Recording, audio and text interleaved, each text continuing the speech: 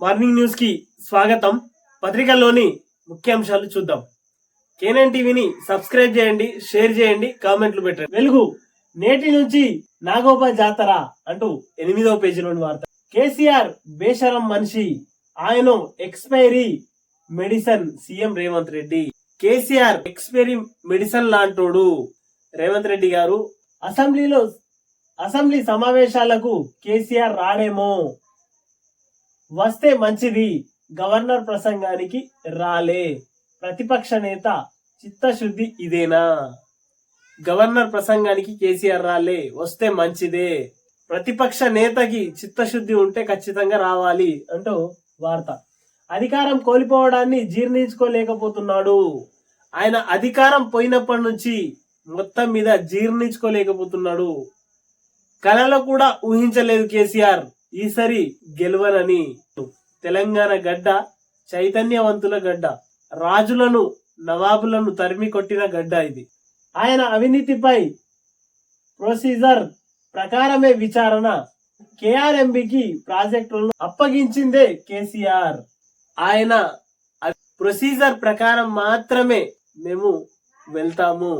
ఆయన అవినీతి పైన కేఆర్ఎంబి ప్రాజెక్టుని అప్పగించింది కేసీఆరే. బిఎస్సి మీటింగ్ కు కేసీఆర్ కడియం వస్తారని వచ్చుడైంది. బిఎస్సి మీటింగ్ కి కేసీఆర్ కడియం శ్రీహరో రావాలి, హరీష్ రావు వచ్చుడైంది అంటూ వార్త. రేపు హిమాయనిష్ కూడా వస్తాడేమో, అనుమతినిస్తారా? రేపు కేసీఆర్ యొక్క మనవడు హిమాయనిష్ ఉన్నాడు కదా, ఆయనను కూడా పంపిస్తారేమో. అసెంబ్లీలో కులగణన తీర్మానాన్ని ప్రవేశపెడతామని వెల్లడి. అసెంబ్లీలో కులగణన బిల్లుని ప్రవేశపెడతారు. 2వ పేజీలోని వార్త ఇది. మొత్తం మీద కేసీఆర్ పని ఏందంటే, ఒక ఎక్స్పైరీ అయిపోయినటువంటి మెడిసిన్ లాంటోడు కేసీఆర్.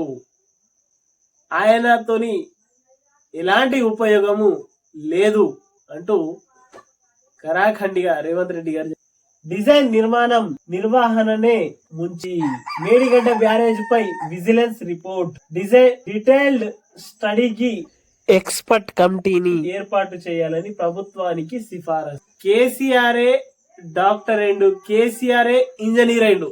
ప్రతిదానికి నేనే ముందు అని ఈ ప్రాజెక్టులని కుప్పగూలడానికి కారణం కేసీఆర్ఏ. 100% ఎలాంటి ప్లాన్లు తీసుకోకుండా, ఇంజనీర్ల ప్లాన్లు గాని ఇవి ఏం తీసుకోకుండా తనే ఇంజనీర్ అయిండు, తనే డాక్టర్ అయిండు. ప్రతిదానికి తన సూచించిన ప్రకారం మాత్రమే నిర్మించాలన్నాడు. అదే కొంప ముంచింది.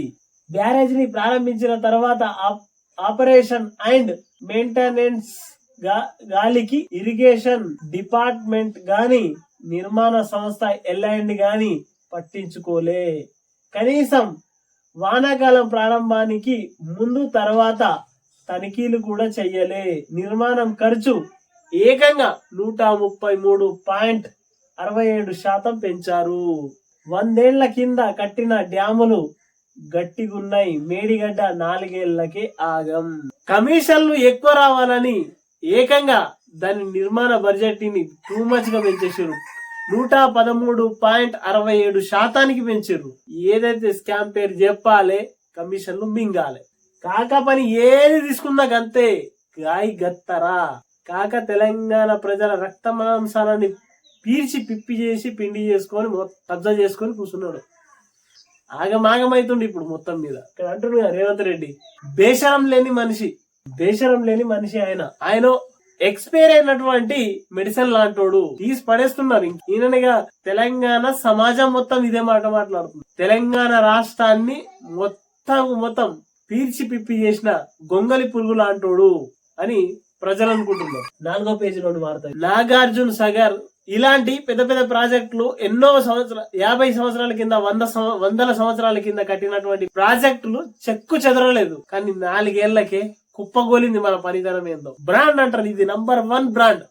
ప్రపంచంలోనే నంబర్ 1 బ్రాండ్ అంటే కేసీఆర్ బ్రాండ్. కట్టిన 4 ఏళ్లకే కుప్పగూరాలి. శ్రీధర్ బాబు వర్సెస్ హరీష్. కేసీఆర్ స్థానంలో మీటింగ్ కు వచ్చిన హరీష్, అభ్యంతరం చెప్పిన మంత్రి శ్రీధర్ బాబు. మీటింగ్ నుంచి వెళ్లిపోయి మాజీ మంత్రి. అసెంబ్లీ 4 రోజులు. బిఎస్సిలో నిర్ణయం. నేడు గవర్నర్ ప్రసంగానికి ధన్యవాద తీర్మానం, రేపు బడ్జెట్ 13న ముగియనున్న సమావేశాలు అంటూ 2వ పేజీలో ఉన్నవారు. కేసీఆర్ కి రమ్మని చెప్తే హరీష్ కు పంపించారు. గతంలో 9 సంవత్సరాలన్నర ఈయనకు ఒక పేరు వచ్చింది, ట్రిపుల్ షూటర్ అని. ఎప్పుడు పరేషాన్లో ఉన్న కేసీఆర్ కాక అల్లుడిని ఉపయోగించుకోవాలని చూస్తాడు. ఈయన కాలికేస్తే వేలికేసి, వేలికేస్తే కాలికేసి ఆ సమస్యని గట్టెక్కేలాగా చేస్తాడు. కిందిని మీది చేసి, మీది కింది చేసి, ఆగం పట్టించి గాయ గత్తర చేస్తాడు అని ఈయనకు గడికి ఒకసారి పంపిస్తాడు అని తెలంగాణ సమాజం అనుకుంటారు. 2వ పేజీలో ఉన్న వార్త ఇది. ఈయన వస్తే శ్రీధర్ బాబు మీరెట్లా వస్తారు, మేము రమ్మని చెప్పింది కేసీఆర్ కి కదా, మీరెట్లా వస్తారని వాగ్వాదం నడిచింది ఇద్దరి మధ్యలో.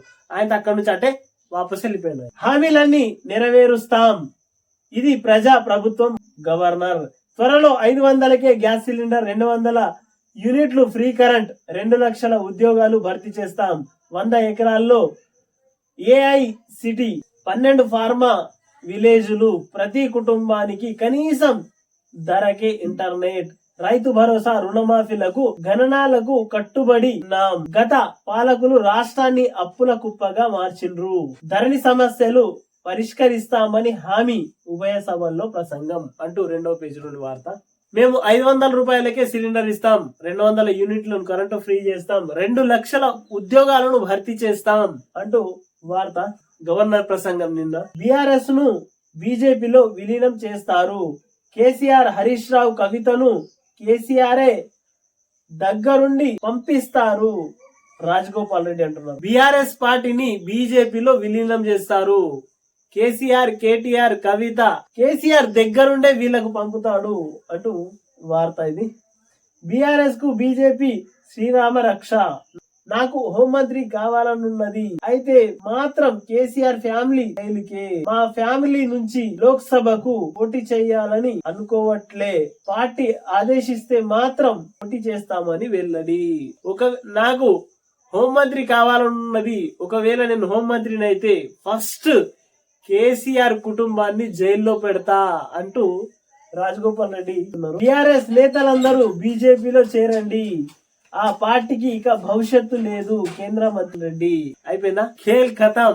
బీఆర్ఎస్ పార్టీ కాస్త బీజేపీ పార్టీగా మారిపోవడానికి సిద్ధంగా. కిషన్ రెడ్డి గారు ఖుద్ చెప్తున్నారు, ఇప్పుడు మీ బీఆర్ఎస్ పార్టీని మా బీజేపీలో కలిపేసేయండి. నేను చెప్పిన తెలంగాణలో ఎప్పుడైతే టీఆర్ఎస్ పార్టీ పేరు మార్చి బీఆర్ఎస్ అని పెట్టిండో బంగాళాఖాతంలో తీసుకుపోయి కలిపేసిండు. దానికి ఇక తెలంగాణలో మనుగడ లేదు. తెలంగాణలో బీఆర్ఎస్ పార్టీ భూస్థాపితం అని ప్రజలు అనుకుంటున్న మాటలు. లోక్సభ ఎన్నికల్లో అసలు పోటీలోనే ఉండదు, మేం ఒంటరిగానే బరిలోకి దిగుతాం. కాంగ్రెస్ బీఆర్ఎస్ మధ్య డూప్ ఫైట్ జరుగుతుందని చెప్పిండ కిషన్ రెడ్డి. ఉన్నట్టు చెప్తున్నాడు. బీఆర్ఎస్ పార్టీ ఈ ఎంపీ సీట్లలో ఏం ఫాయిదా లేదు, ఏం లేదు, దాంతో ఏం ఉపయోగం లేదు. కాంగ్రెస్ బీఆర్ఎస్ మధ్య డూప్ ఫైట్ అంటూ కామెంట్ చేస్తుంది. కాంగ్రెస్ కి బీఆర్ఎస్ కి అసలే కలవదు, దానికి దీనికి భూమికి ఉన్నంత వ్యత్యాసం ఉన్నది. ఇక కలిపేసుకుంటే ఇక మీరు చెప్పినట్టు బీఆర్ఎస్ నేతలందరూ బీజేపీలోకి జంప్ కావడానికి అవకాశాలు ఉన్నాయి. 5వ పేజీలోని వార్త ఇది. తెలంగాణ రాష్ట్రంలో బీఆర్ఎస్ పార్టీ పని ఖతం. దానికి ఏ పార్టీ గుంజుకుంటుందో బీఆర్ఎస్ వాళ్ళకి అర్థం కాదు. అయోమయ స్థితిలో ఉన్నారు పాపం వాళ్ళు. వార్త ప్రజలు అనుకుంటున్నాం ముచ్చట. సీఎం ను కలిసిన పట్నం ఫ్యామిలీ అంటూ వార్త ఇక్కడ 5వ పేజీలోని వార్త. కాంగ్రెస్ లో చేరిన జిహెచ్ఎంసీ మాజీ డిప్యూటీ మేయర్ అంటూ వార్త ఇది. మీ బ్లాక్ పేపర్ మాకు దిష్టి చుక్క అంటూ నరేంద్ర మోదీ గారు. కాంగ్రెస్ పై రాజ్యసభలో ప్రధాని నరేంద్ర మోదీ ఫైర్ అంటూ 9వ పేజీలోని వార్త ఇది. ఎల్డీఏకి 335, మూడోసారి మోదీనే ప్రధాని అంటూ 5వ పేజీలోని వార్త. 335 బీజేపీకి ఎంపీ సీట్లు వస్తాయని ఊహాగానం. ఇది 5వ పేజీలోని వార్త ఇది. కేటీఆర్ చెప్తేనే 53 కోట్లు ఇచ్చినాం, ఫార్ములా ఈ రేస్ బాధ్యత ఆయనదే, ప్రభుత్వ నోటీసులకు అరవింద్ కుమార్ రిప్లై. కేటీఆర్ చెప్తేనే 53 కోట్లు ఇచ్చిన ఫార్ములా ఈ రేస్ మధ్యంతర ఫార్ములా ఈ రేస్ బాధ్యత అంతా ఆయనదే, ప్రభుత్వ నోటీసులకు అరవింద్ కుమార్ రిప్లై అంటూ 4వ పేజీలో ఈ రేసులో 53 కోట్లు ఇచ్చిండు కేటీఆర్ కే, ఆ బాధ్యత ఆయనకి ఇచ్చినాం అంటూ అరవింద్ కుమార్ రిప్లై ఇచ్చింది నిన్న. ఇది 4వ పేజీలోని వార్త. మహిళా ఓటర్లే ఎక్కువ అంటూ 3వ పేజీలోని వార్త. యువతిని గొడ్డలితో చంపిన మాది అంటూ 4వ పేజీలోని వార్త. శివ బాలకృష్ణ అవినీతిపై ఐటీ ఈడీ ఫోకస్ అంటూ 4వ పేజీలో. నమస్తే తెలంగాణ. దేశ ఆర్థిక హస్తవ్యస్తం, యూపీఏ పాలనపై మోదీ సర్కారు శ్వేతపత్రం, ప్రతీకగా బ్లాక్ పేపర్ విడుదల చేసిన కాంగ్రెస్ పార్టీ అంటూ 7వ పేజీలోని వార్త. టీఎస్పీఎస్సీ ద్వారా 2 లక్షల కొలువులు ఇస్తాం అంటూ నేను హెడ్లైన్ చేసింది కదా. నిర్దిష్ట సమయంలో 6 గ్యారంటీలు అమలు, ఉభయ సభలను ఉద్దేశించి గవర్నర్ తమిళిసై. సామాజిక వర్గాలకు న్యాయం చేసేందుకు కులగణన, నూతన పారిశ్రామిక ఎంఎస్ఎంఈ ఇంధన పాలసీలు, 50 నుంచి 100 ఎకరాల్లో ఐటీ సిటీ ఏర్పాటుకు గవర్నర్ అంటూ వార్త ఇది.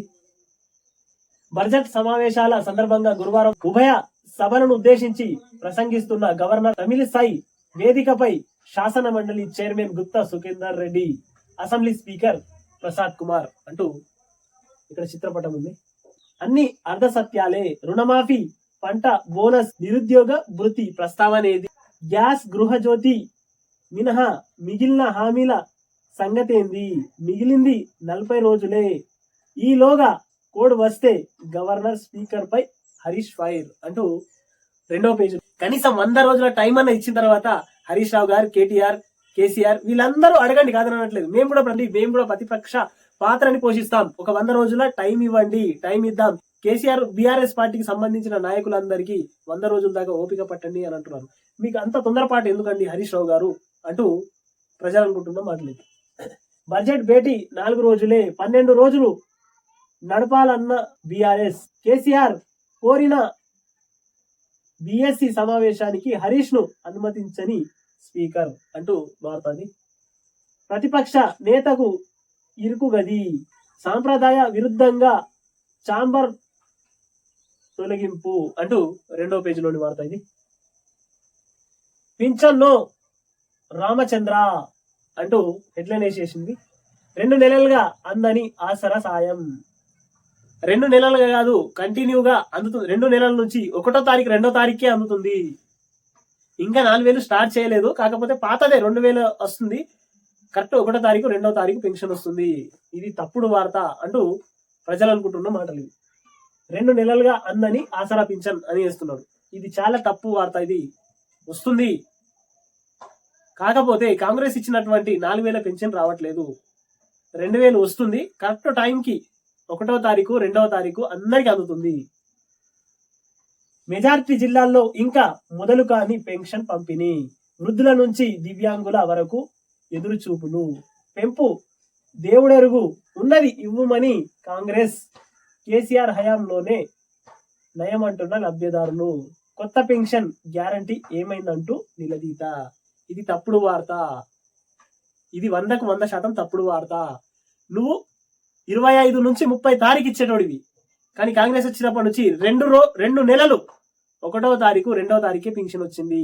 కాకపోతే వృద్ధులు, వితంతువులు, ఆసరా పెన్షన్ తీసుకునేటటువంటి వాళ్ళు అడిగేది ఏంటంటే కాంగ్రెస్ ఇంకా డబ్బులు రాలేదు, 4000, ఈ 2000 మాత్రమే వచ్చినాయి అని సమాధానం ఇచ్చుకుంటా చెప్తున్నారు.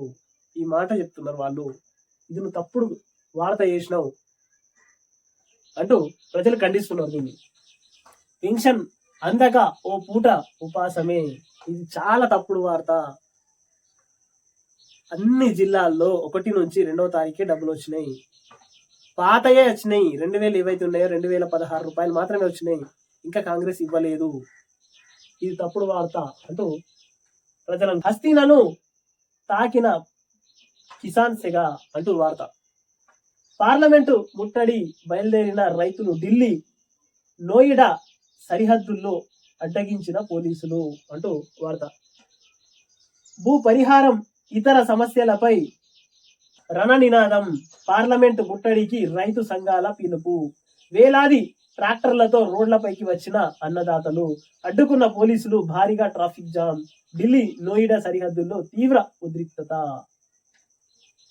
పెద్ద ఎత్తున ట్రాక్టర్లతో రైతు సంఘాలు, రైతులు పెద్ద ఎత్తున ఢిల్లీలో ధర్నాకొచ్చిర్రు. నోయిడా పోలీసులకు వాళ్ళని ఆపడానికి పోలీసులు ఎంత ప్రయత్నించినా గానీ విఫలమయ్యారు. ఎందుకంటే చాలా పెద్ద ఎత్తున రైతులు అక్కడికి వచ్చినట్టు అది వార్త.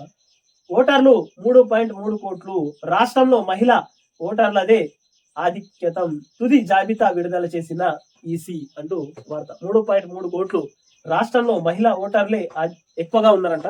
ఇది 10వ పేజీలోని వార్త. ఇది ఆశా వర్కర్ల ఆకలి కేకలు, 2 నెలలుగా వేతనాలు లేక ఇబ్బందులు, చిరుద్యోగులతో కాంగ్రెస్ సర్కార్ చెలగాటం, సమ్మెకు సిద్ధమవుతున్న ఆశా వర్కర్లు, నేడు కలెక్టరేట్ ఎదుట నిరసన కార్యక్రమాలు అంటూ 10వ పేజీలోని వార్త. 9 సంవత్సరాలున్నర కేసీఆర్ పాలనలో ఆశా వర్కర్లకు, అంగన్వాడీలకు నిరాశే దక్కింది. చిట్ట చివరి క్షణంలో మొన్న ఎలక్షన్ టైంలో అప్పుడు కూడా ఒక 2 నెలల ముందు, నెల ముందు, 15 రోజుల ముందు వరకు ఆశా వర్కర్లు, అంగన్వాడీలకు పోయిన సర్కార్ బీఆర్ఎస్ సర్కార్లో నిరాశనే దక్కిందని వీళ్ళకు చెప్పొచ్చు. వీళ్ళ సమస్యలు కూడా చాలా చిన్నవి ఉన్నాయి. ఈ కాంగ్రెస్ పార్టీ దృష్టికి తీసుకెళ్లి వీళ్ళ సమస్యలు కూడా ప్రభుత్వ దృష్టికి తీసుకెళ్లాలని, ప్రభుత్వం తొందరగా క్లియర్ చేయాలి. ఇవి 10వ పేజీలోని వార్త. ఇది కాంగ్రెస్ కు 40% కమిషన్, బీజేపీ సర్కారును మించి అవినీతి అంటూ 12వ పేజీలోని వార్త. అప్పుడే బగబగలు 11వ పేజీలోని వార్త. ఇది రాష్ట్రంలో 40 డిగ్రీలకు చేరువలో ఉష్ణోగ్రతలు, వచ్చే 4 రోజుల్లో మరింత పెరగనున్న వేడి, 10, 11 తేదీల్లో ఉత్తర తెలంగాణలో వర్షాలు, హైదరాబాద్ లో 38.4 డిగ్రీల గరిష్ట ఉష్ణోగ్రత 11వ పేజీలోని వార్త. ఆఫ్లైన్లలోనూ ఈ రూపీ అంటూ 14వ పేజీలోని వార్త. ఈ రోజు నమస్తే తెలంగాణ పత్రికల్లో ఎక్కువగా వార్తలు ఏం లేవు. అసెంబ్లీ సమావేశాలకు సంబంధించినంత కొద్దిగంత ఉంది. ఆ తర్వాత ఎక్కువగా వార్తలు ఏం లేవు. ఢిల్లీకి సంబంధించిన వార్తలే ఉన్నాయి దీంట్లో. ఒక 2-3 వార్తలు తప్ప ఎక్కువగా తెలంగాణ సమస్యలు ఎక్కువగా ప్రతిపక్ష పత్రిక వేయలేదు. కేఎన్ఎన్ టీవీని సబ్స్క్రైబ్ చేయండి, షేర్